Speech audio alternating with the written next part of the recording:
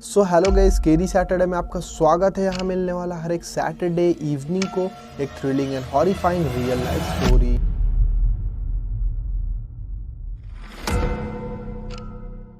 सो ये बात है 1995 की। तो हरियाणा के सोनीपत में एक लड़का रहता था जिसका नाम था संतोष।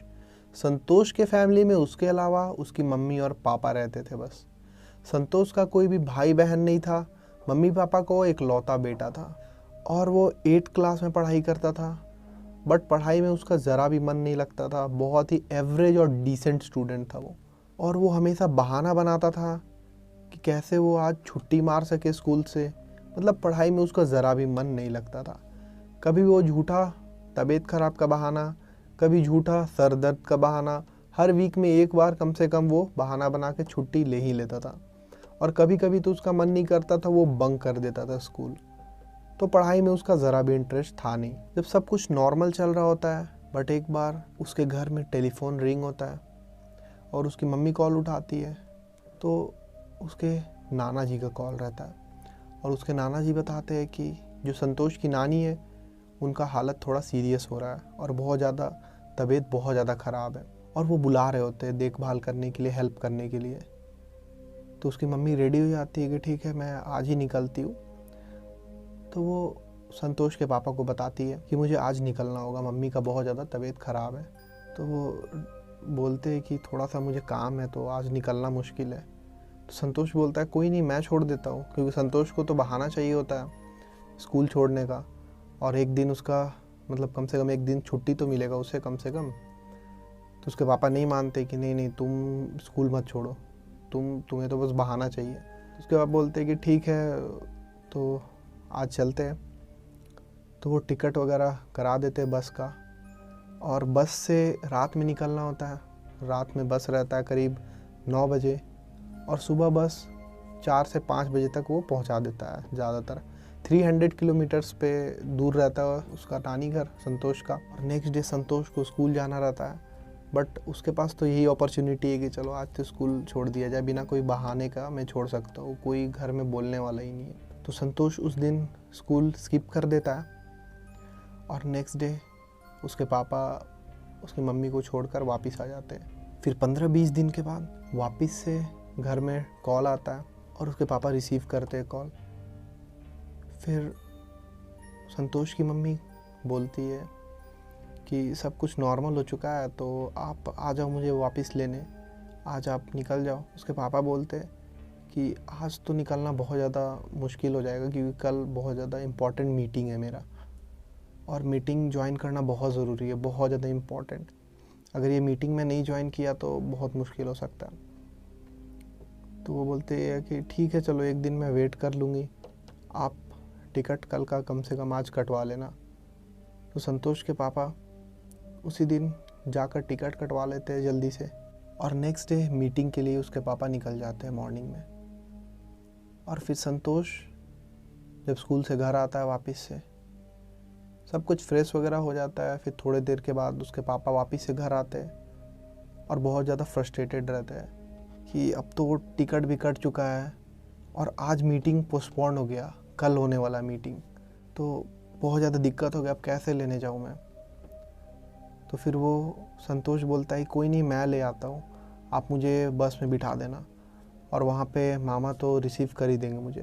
तो उसके पापा बोलते नहीं नहीं, तुम मत जाओ, तुम्हें तो बस बहाना चाहिए, मैं देख लेता हूँ, बात करता हूँ। तो फिर संतोष के पापा कॉल करते, तो फिर वहाँ पे कोई रिसीव करता नहीं कॉल। फिर करीब आधे घंटे के बाद वहाँ से कॉल आता है वैसे ही बात करने के लिए कि आप निकल रहे हो ना। तो बोलते हैं कि मेरा कल बहुत ज़्यादा मतलब जो आज मीटिंग था वो कल पोस्टपोन्ड हो चुका है कुछ रीज़न के कारण, तो कैसे करूँ समझ नहीं आ रहा। वो बोलती है कि मैं तो बता चुकी हूँ घर में सब कुछ, तो वेट करना और मुश्किल होगा, फिर आप आ जाओ, या तो संतोष को भेज दो, आप यहाँ पे संतोष के मामा से मैं रिसीव करवा लूँगी, आप बस में अच्छे से बिठा देना। तो उसके पापा बोलते हैं कि ठीक है, तो अब तो कोई ऑप्शन नहीं है, तब ठीक है। सो उसके पापा संतोष से बोलते हैं कि ठीक है, तुम ही चल जाओ बस से, बट ध्यान से जाना, किसी से बात करना मत, मैं छोड़ दूँगा। और जब तक वहाँ पहुँचोगे नहीं, कहीं पे भी मत उतरना, किसी से बात मत करना, ध्यान से जाना, सारा कुछ समझा देते उसके पापा। और फिर रात में 8:30 बजे ही वो बस में बिठा देते। और फिर बस में संतोष नोटिस करता है कि करीब ज़्यादा लोग है नहीं, 12-13 ही लोग हैं उसके अलावा। तो रात भर का सफ़र है, वो सोचता है चलो सो के मैं बिता लूँगा। तो फिर बस नॉर्मल चलने लग जाता है अपने। संतोष बस में ही सो जाता है। और फिर 2 बजे के आसपास बस के कंडक्टर सबको उठाते हैं कि बस ख़राब हो चुका है। तो संतोष का नींद खुलता है तो सबसे पहले वो घड़ी देखता है अपना। सो घड़ी में लगभग 2 बज चुका है। और इस टाइम पे बस एक सुनसान जगह पे रुका हुआ है। तो जो कंडक्टर होता है वो बताता है कि बस ख़राब हो चुका है, तो देखते हैं थोड़ी देर में बनता है तो सही है, नहीं तो ये लास्ट बस था, वरना कोई और बस गुजरता तो तुम लोग को उसी में छोड़ देता मैं। और संतोष नोटिस करता है कि बस में केवल 4 ही लोग हैं और बाकी लोग पहले ही उतर चुके हैं, बाकी लोग का स्टॉप पहले ही आ चुका था। तो संतोष नोटिस करता है खिड़की के बाहर, जब वो देखता है तो वो देखता है बाहर जंगल जैसा एकदम जगह है, रोड भी अच्छा नहीं है, थोड़ा वियर्ड तरीका से, और चारों तरफ कोई आवाज़ ही नहीं आ रहा है, पूरा सुनसान, बस का लाइट के अलावा कुछ है ही नहीं लिटरली। फिर संतोष बाहर निकलता है बस के, देखता है कि चारों तरफ एकदम अंधेरा है, बहुत ज़्यादा सुनसान, थोड़ा मोड़ा बर्ड का आवाज़ आ रहा है, उसके अलावा एक भी आवाज़ नहीं है, और उधर से कोई गुजर भी नहीं रहा है। तो वो देखता है कि ड्राइवर और कंडक्टर होता है जो बस को ठीक करने का पूरी तरह कोशिश कर रहा है। तो वो कंडक्टर से जाकर पूछता है कि बस कब तक ठीक हो सकता है। तो कंडक्टर बोलता है मुझे तो लग नहीं रहा है कि इतना जल्दी वो ठीक होने वाला है, बस तुम जाकर बैठो, मैं कुछ होता तो बताऊंगा। बस में क्या दिक्कत है वो पता नहीं चल रहा है, तो सुबह तक हो सकता है वेट करना पड़ेगा। 2.5 घंटे का बस रास्ता था, बस अगर ठीक हो जाता थोड़ा भी तो तुम लोग को मैं छोड़ देता। फिर संतोष साइड में जाकर वेट करने लगता है। फिर संतोष वापस से बस में चला जाता है और फिर वेट करने लगता है। करीब आधे घंटे वेट करने के बाद वो पीछे से देखता है कि पीछे से एक लाइट आ रहा है काफ़ी दूर से। तो जल्दी से बाहर निकल जाता है संतोष और कंडक्टर को बोलता है शायद दूर से कोई आ रहा है, शायद कोई बस वगैरह आ रहा है। तो वो काफ़ी दूर होता है, तो करीब 10-15-20 सेकंड वेट करने के बाद एक बस नज़दीक आने लगता है और कंडक्टर जाकर जल्दी से, कंडक्टर और ड्राइवर दोनों वो रुकवाने का कोशिश करता है बस को। तो बस तुरंत नहीं रुकता है, थोड़ा सा आगे जाकर रुकता है। फिर जो ड्राइवर होता है वो उस बस के ड्राइवर के से पूछने लगता है जाकर कि कहाँ जा रहे हो, कहाँ जा रहे हो, ऐसे करके। और वो ऊपर रहता है तो ड्राइवर का फेस वगैरह उसको दिखता नहीं है। फिर वो सोचता है कि पता नहीं शायद वो नींद में, या फिर पता नहीं वो ध्यान नहीं दे रहा है। तो वो चारों को बोलता है चलो इसी बस से चल जाओ, जहाँ लास्ट स्टॉप था कोई भी बस इधर से गुजरेगा तो वहाँ से होकर ही जाने वाला है। तो संतोष बोलता है चलो ठीक है, बेस्ट है, तब तो हम लोग जल्दी से चले जाएंगे। फिर बाकी 3 मेंबर्स को भी कंडक्टर बताता है कि जाओ जाओ बस आ गया, सब लोग जाओ इससे। फिर संतोष जाता है अपने बस में, बैग लेकर आ जाता है बाहर। फिर चारों लोग एक साथ जो दूसरे बस में एंटर कर रहे होते हैं, तो संतोष जैसे ही अंदर जा रहा होता है उसको थोड़ा मतलब एक अजीब सा वाइब आता है बस से, मतलब कुछ वियर्ड लगता है उसको। तो जैसे ही वो बस के अंदर जा रहा होता है, बैठने जा रहा होता है, तो नोटिस करता है जो बस के राइट साइड में है कुछ डेंट की तरह है, मतलब अंदर की ओर दबा टाइप का है, कुछ अजीब लगता है उसको बस। फिर वो ये सब इग्नोर करके पीछे जाता है बैठने। पीछे से जो 3rd सीट होता है वहाँ पे एक आदमी बैठा हुआ रहता है ऑलरेडी। तो सोचता है कि चलो यहाँ पे मैं इसके बगल में बैठ जाता हूँ। तो संतोष वहाँ पे जाकर बैठ जाता है जब तक बस ऑलरेडी स्टार्ट हो चुका है और बस अच्छा खासा स्पीड से चल रहा है। बट बस में लाइट्स वगैरह है नहीं, जो भी बाहर का हल्का फुल्का लाइट रहता है वही आ रहा है। तो संतोष नोटिस करता है कि जो आदमी बगल में वो एकदम सामने देख रहा है और कुछ भी रिएक्ट नहीं कर रहा है, मतलब ना वो सो रहा है ना कुछ बोल रहा है, वो एकदम ऐसे ही बैठा हुआ है।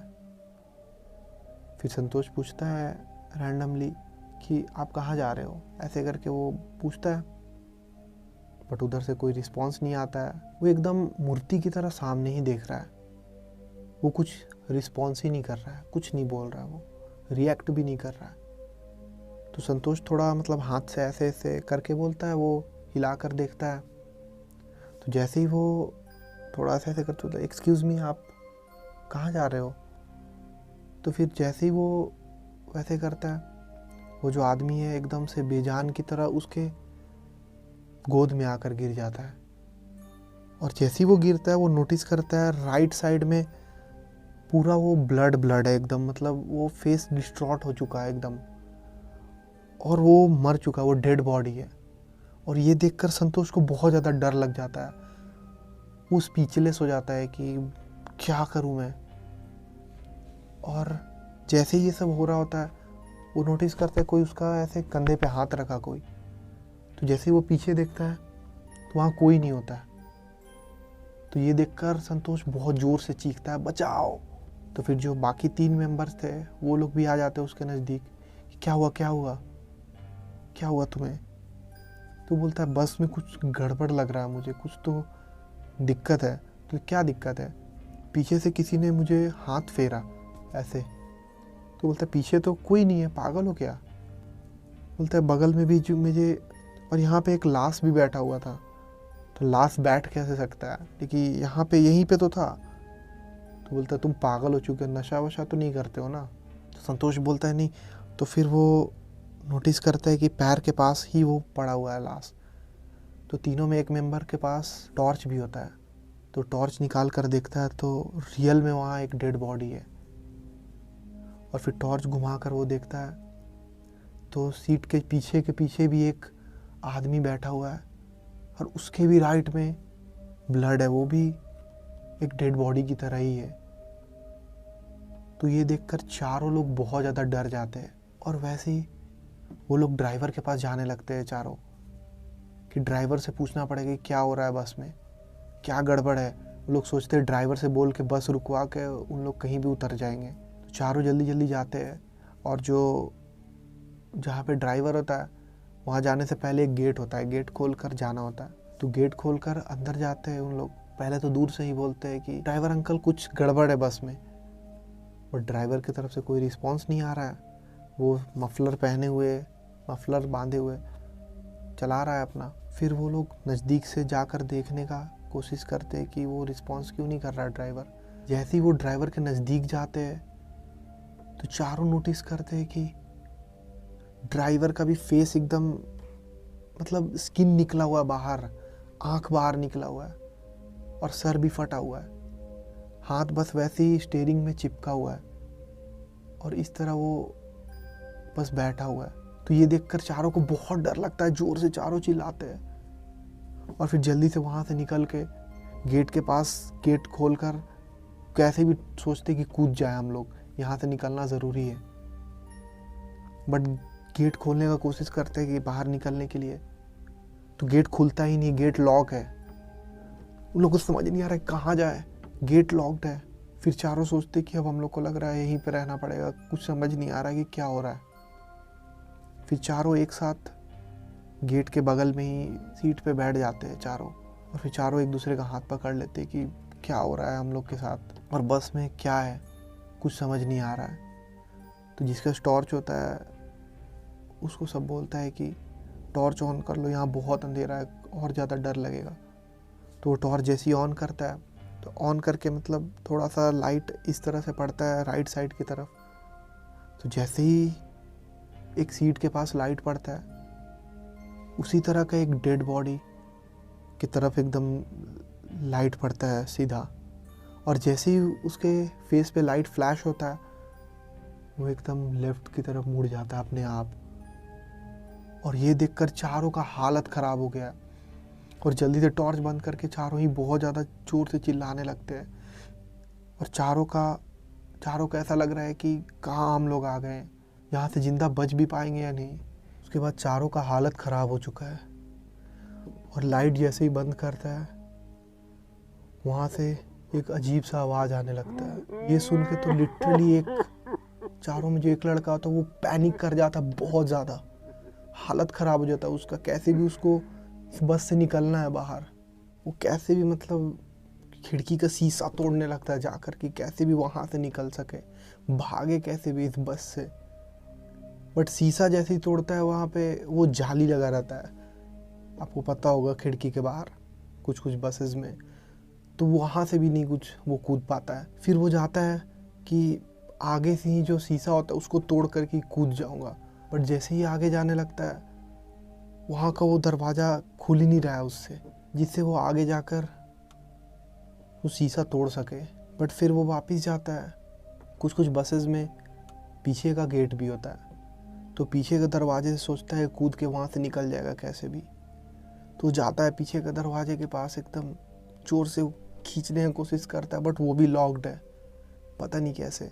वो खोलने का पूरा कोशिश करता है, ताकत लगाता है, मारता है, उस पर मुक्का मारता है, जोर से लात मारता है कि कैसे भी वो खुल जाए, बस यहाँ से वो निकल जाए इस बस से। पता नहीं इस बस में क्या क्या हो रहा है। जैसे ये सब कर ही रहा होता है, वो नोटिस करता है कि उसके पैर के पास भी कोई बैठा हुआ है उसी तरह, और जैसे उसकी तरफ वो देखता है वो उसका पैर पकड़ लेता है जल्दी से, और फिर वो देख के और ज़्यादा वो चीखने लगता है, बहुत ज़्यादा उसको डर लगता है। और जैसे वो छुड़ाने की कोशिश करता है, कैसे भी किक मारने की कोशिश करता है, वो अपना नाखून गड़ा देता है उसके पैर में, और उसको और भी ज़्यादा दर्द होने लगता है। उसका तो वो बहुत ज़ोर से बुलाता है, बचाओ बचाओ मुझे, किसी ने मेरा पैर पकड़ लिया है। तो बाकी तीनों इंक्लूडिंग संतोष वो आता है जल्दी से हेल्प करने। तो टॉर्च लगाकर जैसे ही वो देखता है कि कौन है जो इसका पैर पकड़ा हुआ है, तो जैसे ही वो उसकी तरफ टॉर्च करता है, वो एकदम सर ऊपर करके देखने लगता है ये तीनों की तरफ, और फिर मुंह से अजीब सा आवाज़ निकालता है वो, और ये देखकर चारों का हालत ख़राब हो जाता है। उसके बाद सीधा मॉर्निंग के 6 बजे संतोष का आँख खुलता है, और संतोष नोटिस करता है कि उसको कोई उठा रहा है, और वो उसी बस में लेटा हुआ है, बाकी तीनों भी वहीं पे लेटे हुए। तो सबको उठाया जा रहा है, रेस्क्यू टीम वाले, और जितना भी डेड बॉडी सबको स्ट्रेचर में ले जाया जा रहा है। संतोष देखता है कि बाकी तीनों भी वहीं पे लेटे हुए, और जिसको उस आदमी ने पकड़ा था पैर, उसके पैर में अभी भी वो नाखून का खरोच है, वो अभी भी वहीं पे है। फिर संतोष जब बाहर निकलता है, वहाँ पे लोकल मीडिया भी आई हुई होती है, और लोकल मीडिया वाले पूछते हैं कि क्या हुआ, आप लोग कैसे बचे, मतलब क्या हुआ था। तो संतोष बोलता है कि पता नहीं, मेरा बस ख़राब हो गया था। तो रिपोर्टर को कुछ अजीब लगता है, वो ऐसा शायद उस लोग को लगता है कि शायद मेंटल स्टेट कुछ हो गया है, इस रीज़न से ऐसा बोल रहा है। वो बोलता है कि ठीक है, तुमको कहाँ जाना है। तो संतोष बताता है कि यहीं पास में विलेज है मेरा, तो वहाँ पे। फिर वो सारा एड्रेस वगैरह पूछ कर वो छोड़ देते हैं जहाँ पे संतोष को जाना रहता है। तो नानी घर वो पहुँच जाता है संतोष अपना, और फिर जैसे ही उसकी मम्मी संतोष को देखती है, वो लिटरली बहुत ज़्यादा रोने लगती है कि कहाँ थे अब तक तुम, और उसको हक करके बहुत ज़ोर से रोने लगती है। उसकी मम्मी को लगता है कि पता नहीं क्या हो गया, अभी तक आया नहीं, मामा भी वेट कर रहे थे वहाँ पे, बस पहुँचा ही नहीं।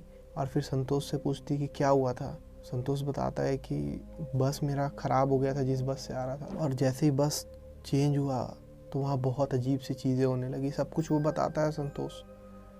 बट उसके थोड़ी देर बाद वहाँ पे न्यूज़ चलता है। जब वो न्यूज़ देखता है तो वहाँ पे रिपोर्टर उसी का इंटरव्यू चलाते हैं, और रिपोर्टर्स बोलते हैं शायद मेंटल स्टेट ख़राब हो गया था, 4 सर्वाइवर है, बाकी सारे लोग का डेथ हो चुका है। और न्यूज़ में आता है कि एक बस उस रास्ते से गुजर रही होती है, लेफ़्ट साइड से बैरिकेड में बहुत ज़ोर से टक्कर हुई, और जितने भी लोग थे उन लोग का डेथ हो गया, बस 4 लोग सरवाइव करके बचे हैं वहाँ पे। बट संतोष को लगता है कि जो उसने देखा वो रियल है, और न्यूज़ में चलता है कि वो लोग जो बोले वो हेलुसिनेशन था उनका शायद एक ड्रीम था, वो लोग भी सर्वाइवर है, वो उसी बस में थे। बट ये कभी क्लैरिफाई हो नहीं पाया कि रियलिटी में वो लोग उसी बस से आ रहे थे, उन लोग सर्वाइव किए, और जो वो लोग बता रहे थे क्या उनका वहम है, उनके दिमाग का कुछ खेल है, ऐसा कुछ हुआ है, या फिर रियल है। तो ये हमेशा सस्पेंस में ही रह गया, क्योंकि उस टाइम उतना ज़्यादा टेक्नोलॉजी भी नहीं था जिससे ये वेरीफाई हो सके। सो आपको क्या लगता है, आप कमेंट में ज़रूर बताना। स्टोरी के अकॉर्डिंग कि क्या वो लोग सच में ये सुपरनेचुरल चीज़ एक्सपीरियंस किए या फिर वो लोग सरवाइव किए और ये सब चीज़ उनके माइंड में बस चल रहा था, बस हेलुसिनेट कर रहे थे। बट चारों एक साथ कैसे हेलुसिनेट कर रहे थे, आप कमेंट में ज़रूर बताना। So that is it for today guys. कैसा लगा ये वीडियो? अच्छा लगा तो लाइक ज़रूर से कर देना। यूट्यूब चैनल सभी लोग सब्सक्राइब करके बेल आइकन प्रेस करके ऑल पे कर देना। Thanks and all the best to everyone guys.